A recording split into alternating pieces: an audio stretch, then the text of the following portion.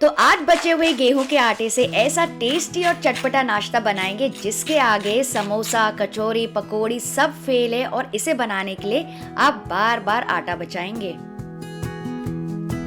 तो सबसे पहले बोल में मैंने लिए हैं करीबन 4 से 5 बॉईल किए हुए आलू। इनको ना अच्छे से ग्रेट कर लेंगे। आप चाहें तो मैश भी कर सकते हैं, लेकिन ग्रेटिंग से क्या होगा ना, एकदम इवन स्टफिंग होगी और इवन मिक्सिंग होगी, तो कोई भी चंक्स नहीं आएंगे बीच बीच में। तो ये देखिए हो गए। इसमें डालेंगे 2 से 3 बारीक कटी हुई हरी मिर्चें, आधा टीस्पून डाल रही हूँ जीरा, 1 से 2 टीस्पून भर के अदरक लहसुन का पेस्ट। आप चाहें तो सिर्फ अदरक डाल सकते हैं या फिर बारीक काट के भी डाल सकते हैं। आधा टीस्पून लाल मिर्ची का पाउडर, आधा टीस्पून रेड चिली फ्लेक्स, आधा टीस्पून जीरा पाउडर, नमक आपके स्वाद अनुसार और फ्रेश धनिया। अच्छे से मिक्स कर लेंगे।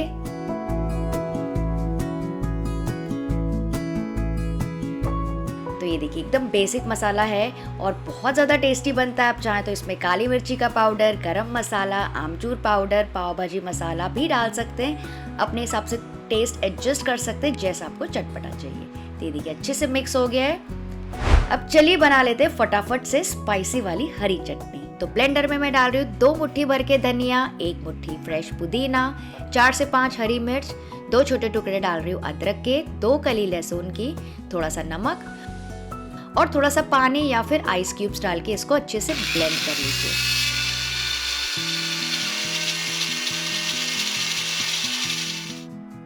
तो ये देखिए बढ़िया सी हरी भरी स्पाइसी वाली चटनी भी तैयार हो गई है। अच्छा ये देखिए, ये है हमारा बचा हुआ गेहूं का आटा जिसमें मैंने बस थोड़ा सा नमक मिला के गूंथ लिया था। इसको फिर से मसल लेंगे थोड़ी देर के लिए ताकि अच्छे से चिकना हो जाए। और इसको मैं डिवाइड कर रही हूँ 6 लोइयों में। तो इतने आटे के हिसाब से 6 लोइयां आराम से निकल जाएंगी।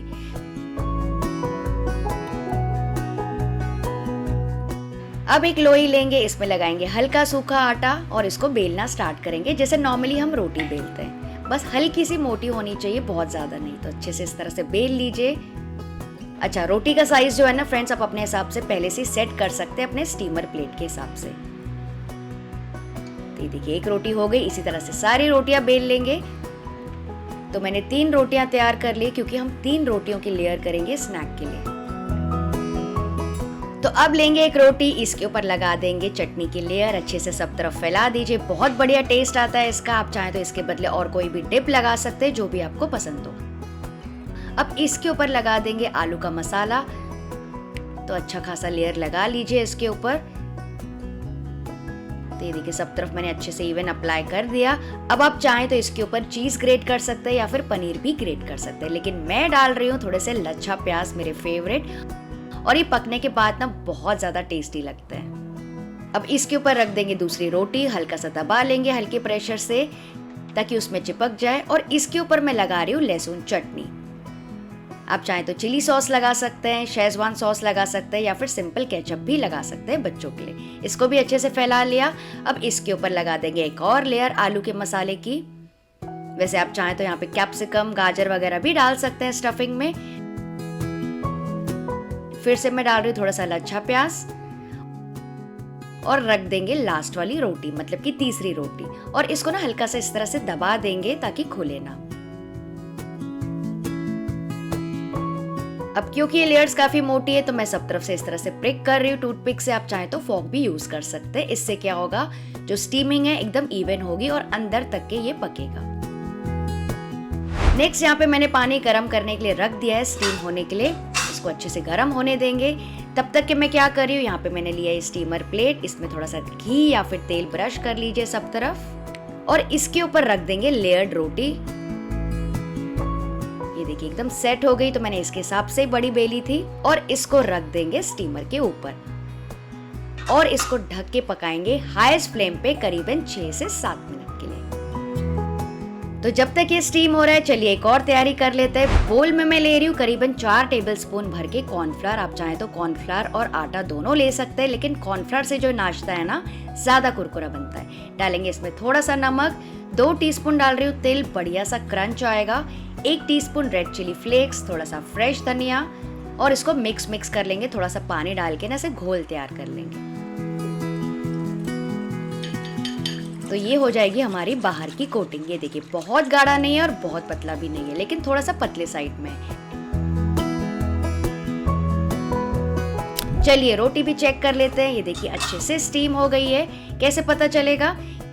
ये देखिए जब मैं इसको टच कर रही हूँ तो बिल्कुल भी स्टिकी नहीं है, ऊपर से हाथों में बिल्कुल चिपचिपापन नहीं है, मतलब कि हो गई है। और मान लीजिए अगर आपको चिपचिपापन लगे तो आप 2 से 3 मिनट के लिए और स्टीम कर सकते हैं। तो इसको ध्यान से निकाल देंगे और इसको थोड़ा सा ठंडा होने देंगे, रूम टेम्परेचर पे आने देंगे। और जब ठंडा होगा उसके बाद ही कटिंग करेंगे, पहले कट मत कर दीजिएगा वरना पूरी बिखर जाएगी। तो ये देखिए नाश्ता अच्छे से ठंडा हो गया। तो अब इसको मैं कट कर रही हूँ ट्रायंगल्स में।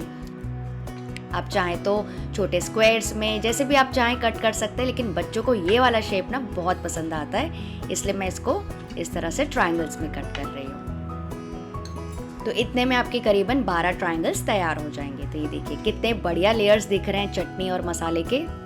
आप चाहें तो इसको फ्रिज में भी रख सकते हैं, 2 दिनों तक के अच्छे रहते हैं कोई भी एयर टाइट कंटेनर में। अब आपको इसको बनाने के 2-3 ऑप्शन है। आप चाहें तो एयर फ्राई कर सकते हैं, तवे पे सेक सकते हैं थोड़ा सा बटर लगा के, लेकिन आज मैं बच्चों के लिए बना रही हूँ तो इसको मैं घोल में डिप करके फ्राई करूंगी। तो एक ट्रायंगल लेंगे, डिप कर लेंगे स्लरी में। ये देखिए एक बढ़िया सी लेयर हो गई इसके ऊपर, और इसको डाल देंगे गरम तेल में। तो तेल पहले से मैंने गरम करने के लिए रख दिया था मीडियम हाई फ्लेम पे। तो एक एक करके डिप करते जाएंगे और इस तरह से तलते जाएंगे। तो इस तरह से क्या होगा ना, नाश्ता एकदम एक्स्ट्रा क्रंची बनेगा बाहर से, जो कि बच्चों को बहुत पसंद आता है। और अंदर से तो सब कुछ पका ही हुआ है, तो इसको पकने में ज्यादा समय नहीं लगेगा। तो बस फ्राई कर लेंगे करीबन 4 से 5 मिनट के लिए मीडियम हाई फ्लेम पे, जब तक कि बढ़िया सा गोल्डन ब्राउन और करारा ना हो जाए। और मान लीजिए अगर आपको इसको फ्राई नहीं करना है तो आप इसको तवे में भी सेक सकते हैं थोड़ा सा बटर डाल के, और वो आप बच्चों को टिफिन बॉक्स में भी दे सकते हैं, काफी ज्यादा टेस्टी लगता है। तो ये देखिए हो गए, बहुत ज्यादा क्रंची लग रहा है, इनको निकाल देंगे। और इसी तरह से पूरा बैच फ्राई कर लीजिए और निकाल लीजिए। ये देखिए कितने ज्यादा क्रंची बने हैं। मैं आपको फॉक से भी सुनाती हूँ।